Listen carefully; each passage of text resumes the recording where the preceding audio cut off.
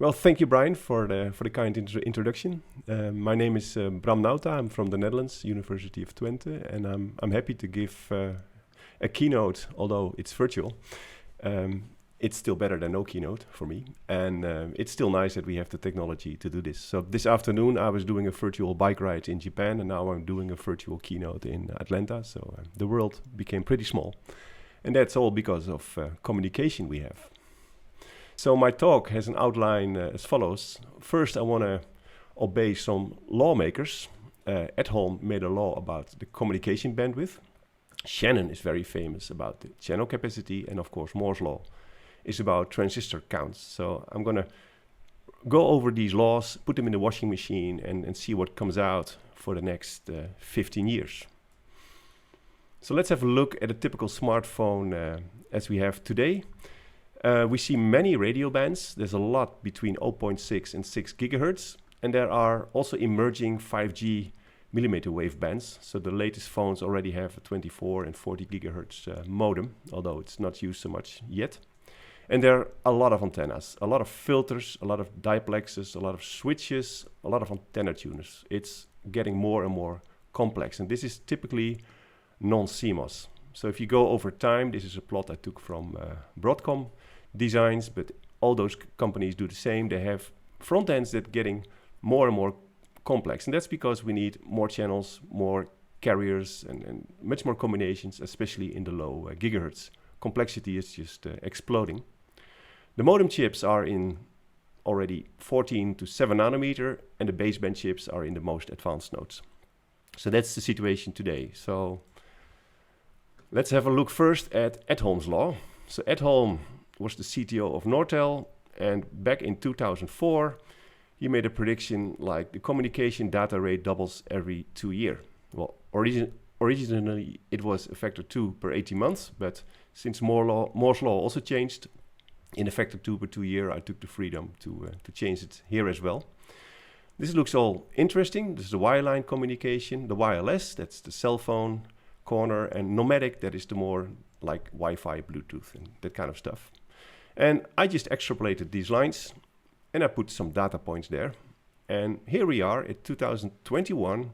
We see that this law seems to hold pretty well. We have Wi-Fi 6 is emerging right now, and we have the mid-band 5Gs, which are all between 5 and 10 gigabit per second. And of course, this is under ideal circumstances, but it is there. It's on the market. You can buy it. And if you look at the forecasts, it looks like we're all on this line here. And wireline, you can do, of course, much higher speed if you put a lot of cables, but this is just the data rate per cable. And you see in 10 years, these lines are going to cross, or they're going to be equal. It looks like there's a plateau at 10 gigabit per second. If we extrapolate this factor 2 per 2 years over 15 years, you can calculate that's roughly a factor 180 in data rate. So that's quite impressive. Okay, let's now go to another lawmaker, Mr. Shannon. And he said a long time ago that the capacity of a channel, which is bandwidth limited and noise limited, is expressed by this equation. And if we look at the situation today, we have for Wi-Fi 6, we have, say, 10 gigabit per second around these bands. So the best performance probably in 6 gigahertz. The bandwidth is 160 megahertz, so that's really wide. Constellations of 1024 QAM, and there's 8 antennas, because with MIMO we can increase the data rate with the effector equal to the number of antennas if we can receive 8 independent radio channels. So these are quite impressive numbers, and so far we have benefited from technology scaling. We have used smaller cells, so we can reuse the bandwidth, also using more bandwidth, so carrier aggregation, but also going towards millimeter wave, which still has to take off. And MIMO has helped because more antennas is more speed. And also beamforming is a kind of reusing the bandwidth, because you can use the same frequencies in different locations. And the two lower ones are all done with multiple antennas. So looking at what we had technology scaling, but what will the technology bring us? Now we go to Moore's law. Gordon Moore said, in practice, every 2 years, the number of transistors doubles. And we're now at 10 billion transistors on a chip. And how will that go on? Well, I took a look at the international roadmap for devices and systems, which you can download from the IEEE website. And there's a kind of a future prediction of the technology. And what you will see is that we have the FinFETs, which are over here. We have them today. And there's the gate here, the red, and these are the drains, and these are the sources. And the active transistor is in fact under this red box. And I made an animation here that describes that little fin. It has a fin length, which is the length of the transistor, and it has a width of a transistor, which is in fact this parameter, and there's a parameter, the fin thickness. Now, talking to my technology friends, I learned that this minimum length of the fin is about 20 nanometer, and even if you go to smaller nanometer technologies, it's still 20 nanometer, because if you make it smaller, you suffer from leakage. You cannot switch the transistors off anymore. And the fin thickness is also subject to a minimum size, which is 7 nanometer. We're getting close there. And if you make this smaller, you drop the current density quite a lot. So that's not good. So you make it smaller, but the current density drops completely. And please note that 7 nanometer is only 15 atoms, so it's really small. Well, if you now look at a modern FinFET, then there's a lot of stuff around that FinFET. So the red box here is 1 or 2 FinFETs, and the stuff all around are dummies to keep the stress good, extended gates for gate contact. So there's a lot of area lost in just one transistor. So in the future, we can make gate all around transistors. So there's more control over the channel. It's like this, and then you can go vertical. So these are the devices that are predicted for the next 10, 15 years. I made a calculation. I took the Apple A14 chip. There were 8.5 billion transistors, and I divided that by the area. And I can then calculate the density of fins, of useful transistors, based on this calculation. And then you see that that chip is quite empty. So there's a lot of dummy structures and a lot of wasted area, but the active transistors are there quite empty. So in PowerPoint, I can just fill the gaps. I can copy paste transistors until they're all on a nice grid, as close as possible. That gives me a factor 16. And then I can make gate all around transistors. I can put them vertical. They're still 20 nanometers long and a diameter of 7 nanometers. So they're still satisfying the minimum dimensions. And then I can go another factor 2. So this gives us a factor 32 in scaling, which is equivalent to 10 years of Moore's law. So that's what we can get in theory. And if that happens, we can still go up. We can stack more layers like we already do in flash memories. Today I learned that in Samsung they have flash memories where they already stack 176 physical bits. And then every physical bit has 3 or 4 data bits encoded. So there's some analog levels in the voltages. So that's quite impressive. And then you can go up. So we can also do this in CMOS. And there's a lot of things that need to be solved. We have to make vertical wires. We have to make low power designs. We have to get a higher yield. But we have like 10 years to solve these problems. And if we go from software back to hardware, we can also lower the power a lot. So and we can embed memories. We can make layers of NMOSes and PMOSes. So we can do a lot of funny things in 3-dimension chips. So with this in mind, we could even continue another 30 years of Moore's law, although it's probably going faster. So what happened in the last years, and it's going to happen in the future, if you look at the Moore's law plots, I put here on time is the x-axis, linear, and this is a logarithmic scale, where there's the transistor count, it's just a straight line, and for the next 15 years, that's another 180, like Edholm's law. And if you look at the transistor length, that stopped shrinking around 22 nanometer. Then it became flat. If you look at the processor clock speed, you see that around 65 nanometer, we already reached 3 gigahertz, and since then, it's kind of flat. And if you look at FT, that also reached its maximum because that was the minimum transistor length, and Fmax also was there. And now you see that Fmax is even going down because the parasitics just increase around the transistors because it's hard to connect them. It's all high ohmic metals with RC distributed parasitics. So FT is likely to even go down. So there are some sweet spots in technology for RF. For people who like metals, like the terahertz people, they still like a lot of 65 nanometer. People who like high Fmax, like millimeter wave people, but also RF designers, they like this 22 nanometer node. And people who like digital, well, they just like the highest density. They don't care about the transistor properties. So what will the technology bring us? Well, let's start with the bad news. We will get poor classical RF performance because the transistors are only optimized for high density digital. So we have a lot of 3D distributed parasitics around our terminals, and the future model of a transistor may look like this. There's some nasty guys in the model that just kill our performance. And I also expect there's no additional speed benefit because Fmax is likely to go down. Besides RF, we also need analog performance. That's also doubtful because the supply will drop to 0.6 volt, where the threshold voltage will not go much lower, so it will be very challenging to design linear circuits. But there's also good news. We can do more digital. We can make all PLLs nicely digital. That's what we in fact already do. We can do digital pre-distortion for PAs, but also for other circuits. We can do self-calibrating A to D converters, so we don't have to worry about matching anymore. We can calibrate much more than what we do today because digital will become free. And we can do automatic tuning and tweaking after fabrication, maybe even with artificial intelligence. So we don't have to turn all the knobs to get good performance. That can be done automatically in the future. So that's also nice. And we will also get better design tools. We will have stronger computers, but also better models, better simulators, and we may use artificial intelligence assisted design. So maybe the computer will suggest circuits for us. Okay, that's technology. Now let's go back to Shannon. Here again is the equation for the capacity, bandwidth, log to 1 plus signal to noise. And let's first have a look if we can gain something here in the signal to noise area. Well, we can rewrite this equation and we can express the signal to noise that we need is a constant times the capacity per bandwidth. And this constant is roughly 30.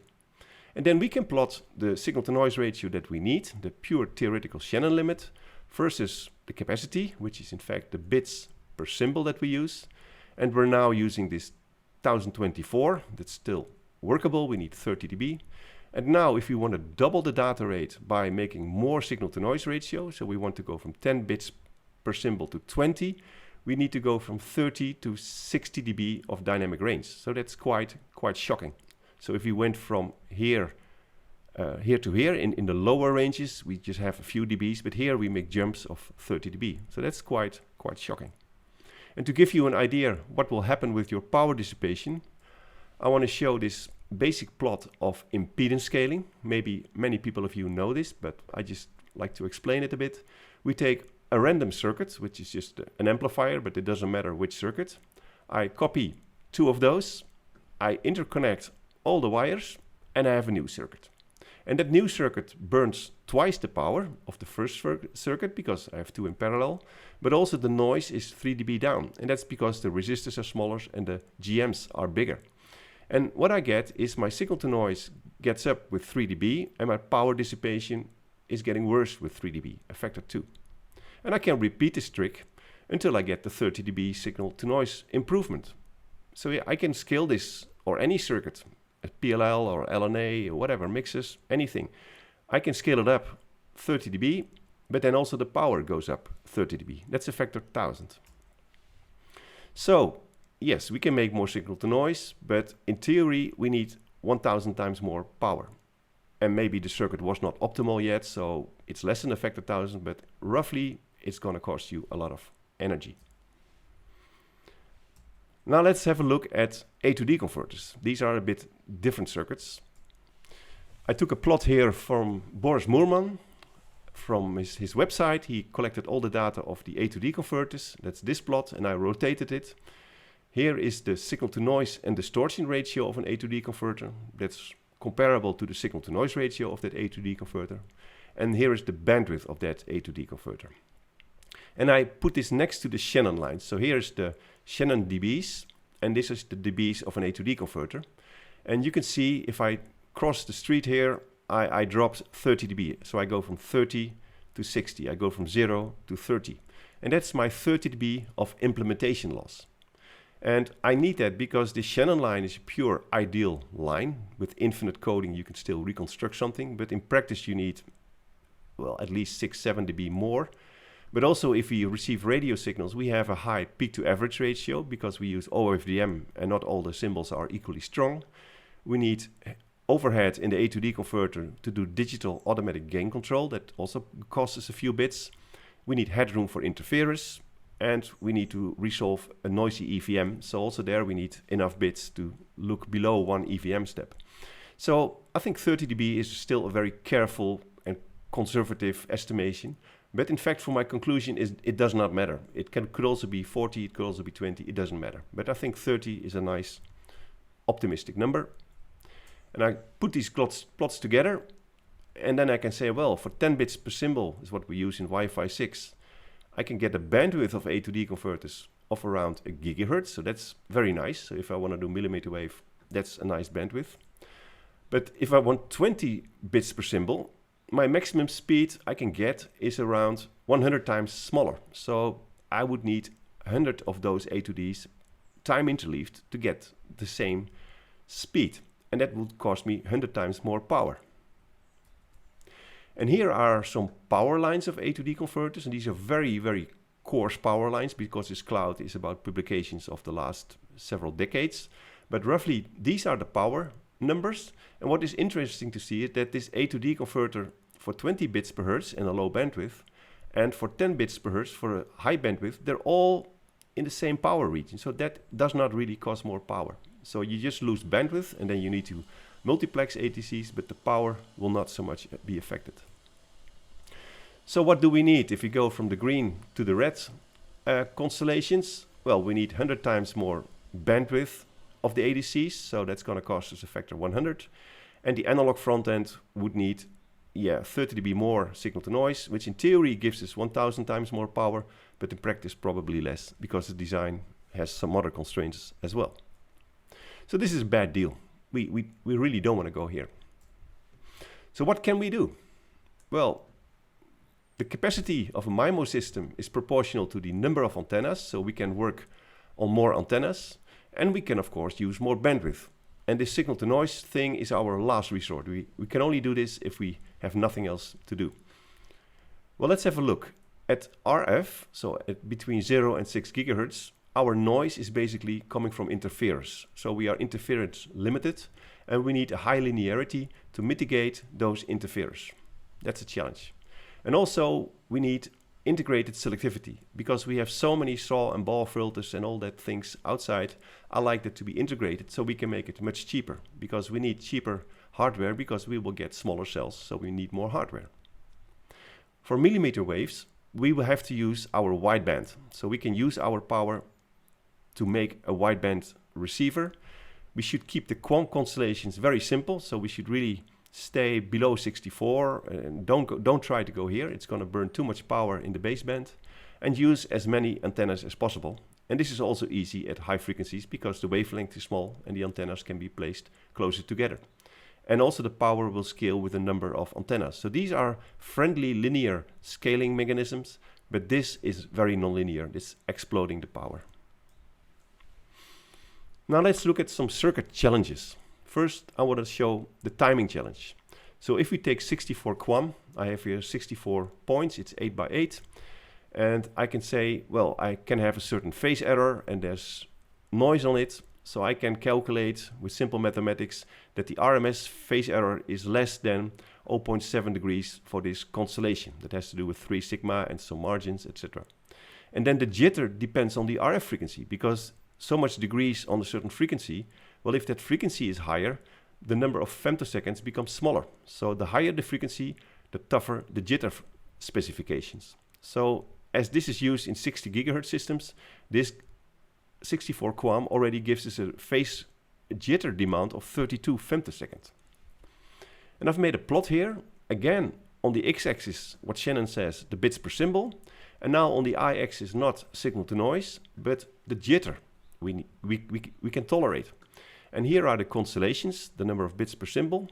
And then this is a logarithmic scale of the jitter that is allowed. And you see here for the 60 gigahertz, I have this 32 femtoseconds. But if I go to a lower frequency, 6 gigahertz, I can tolerate 10 times more jitter. And if I go to a 10 times lower frequency, 600 megahertz, I can even go 10 times higher. So you see here, depending on the RF frequency, you see lines going down. And then depending on the constellation, it becomes tougher. Now, how difficult is this? How can we make these jitters? Because these are quite impressive numbers. Well, I took a state-of-the-art jitter paper, which is from RFIC 2020, last year. I did not check this year's numbers yet. And there they can make a jitter of 50 femtoseconds in 5 milliwatt. And then by using impedance scaling, every time I make the power 10 times higher, my jitter gets better. And to get a factor 10 in jitter, I need to burn a factor 100 in power. So it's a very steep power curve. So this is really the place where you don't want to be. You don't want to burn 500 milliwatt in a PLL just to make the jitter. But like 5 milliwatt is kind of feasible. And Wi-Fi 6 and Wi-Fi 7 are indeed here. So that looks like it is possible. So what are the upcoming challenges if we talk about timing circuits? Well, if you want to go to modern CMOS, then the VCO will have some challenges. We have poor quality passives, we have distributed losses in transistors, and we have a low supply and also low breakdown. So it's going to be hard to make a good quality VCO. If you look at the PLL noise, then since the introduction of the subsampling PLL, so we published this concept more than 10 years ago with PhD student Xiang Gao, the loop noise is not multiplied anymore with N. So the blocks in the PLL are not so critical anymore. It's the VCO and also the reference crystal is becoming dominant. So the noise of the PLL blocks is not multiplied with N anymore, but the reference input is multiplied with N. So there the crystal is becoming a problem, and also the buffer after the crystal is becoming a problem. That will be the challenge in phase noise.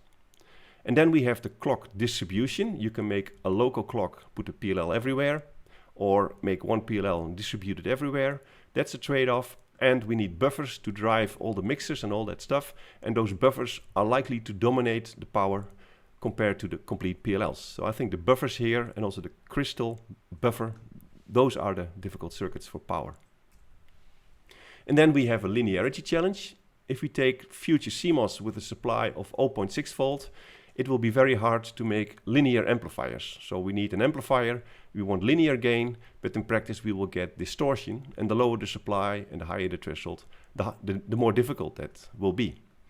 So I'm wondering if we can use switching circuits, and I will come back to that later, to avoid the linear problems that I'm expecting.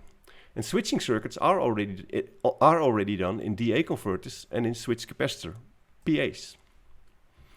So if we have transmitters, and if we have an array of transmitters, that's good, because then we have a lot of small PAs, which is good for CMOS. And the switch capacitor PA is a very good candidate for that.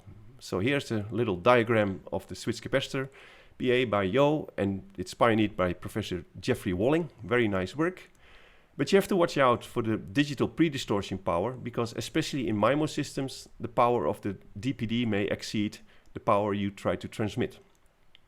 And for a single narrowband PA, we could get efficiencies of 40%, but if you look at the 5G baseband spec, which is given here, we expect less than a few percent efficiency. So there's an enormous linearity and efficiency challenge. Well, switching circuits can solve our linearity problem. And one example is end-pass filters, which is popular since the last 10 years. It's an old concept from 1947, where if you take a low-pass filter and you replace the capacitor by a bank of capacitors which are switched, and there's always one switch closed, you can upconvert this low-pass filter to a bandpass filter. So you get a clock frequency, that's the center frequency, and the bandwidth is determined by the RC time constant. So then you can choose the clock to be in the gigahertz range, this can be megahertzes, and you can make a Q of 1000 without inductors. So we can make a high Q, we can make a tunable filter with this clock frequency, good noise figure, good linearity. There's some problems here, but we are working to solve that. So there's a lot of research going on end-pass filters. We first demonstrated that you can select one radio channel 10 years ago, but we also worked on higher order filters, making active filters with GMs, but also passive voltage gain, where we can increase the voltage gain without amplification. That's done by our PhD student Vijay Purushottaman. He could stack transistors and switch in a smart way. But also there are wideband circulators in CMOS, pioneered by the group of Harish Krishnaswamy in Colombia. And there's so a lot of interesting things going on here. And now let's have a look at end-pass filters and how we can make receivers with that. So this is an 8-path bandpass filter where we have a bandpass transfer function and we have a bandpass input impedance. And basically at the capacitors we can already see the baseband signals. So since we only need 4 baseband signals, we can as well take 4 paths, and then we have just switches and capacitors, and then we have the I and the Q signals right here. And this is all switches and capacitors, and there's no analog electronics, and you get quite good noise figure and good linearity. But then we need an amplifier, and that will be the problem in the new technology. And if we look at a typical receiver, then we see that all the power is burned in the front end. We have tens of milliwatts here, where in the A to D converters, just tens of microwatts are burned. So those A to D converters are super efficient. So maybe we can use the blocks inside that A to D converter. Well, this is an A to D converter and a very popular comparator that we published also more than 10 years ago. It's a very power efficient comparator. And if you look at the charge you take from the supply, then during reset you take quite some charge from the supply, and then there's no more energy taken from the supply. And then during reset, these red and blue balls are reset to the supply.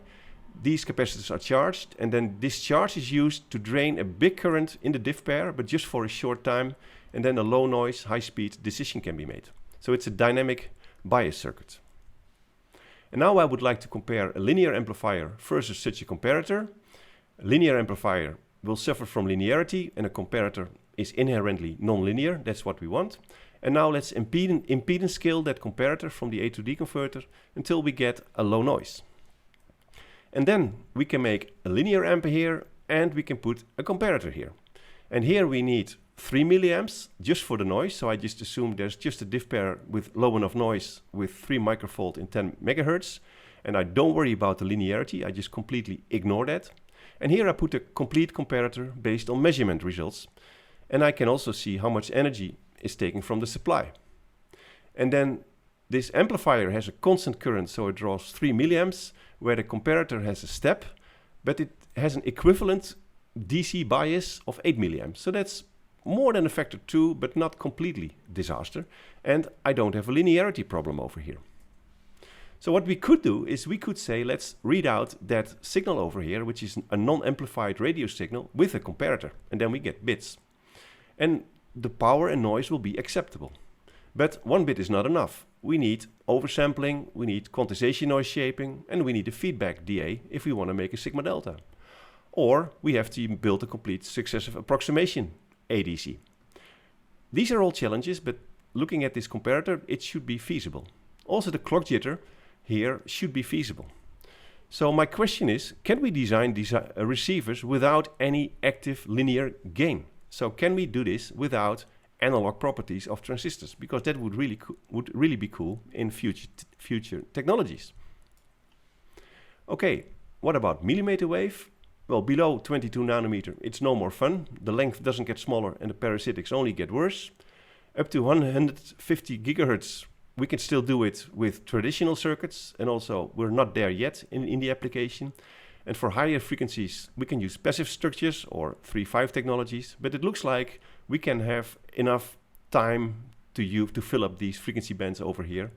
And the challenges will be in the baseband, in the ADC, and in the timing. So here are my conclusions. The technology will give us 180 times more transistor count, better and cheaper transistors, but not better for RF and millimeter wave. From a system point of view, we cannot get more data rate from higher signal to noise. We have to use the bandwidth, more antennas and smaller cells. And from RF circuits, I would like to integrate all those filters with more end-pass filters, and maybe we can use switching and dynamic bias circuits to solve the linearity problems. And for millimeter wave, I would say stay away from future CMOS, and the baseband may have to be in future CMOS. And this is maybe how we have to make our future amplifiers. If we cannot make a 2x amplifier anymore because the technology is so bad, maybe this is a way out, although not everybody will like this. And I want to acknowledge all these people who have helped brainstorming and taking the typos out of my presentation. And I want to thank you for your attention.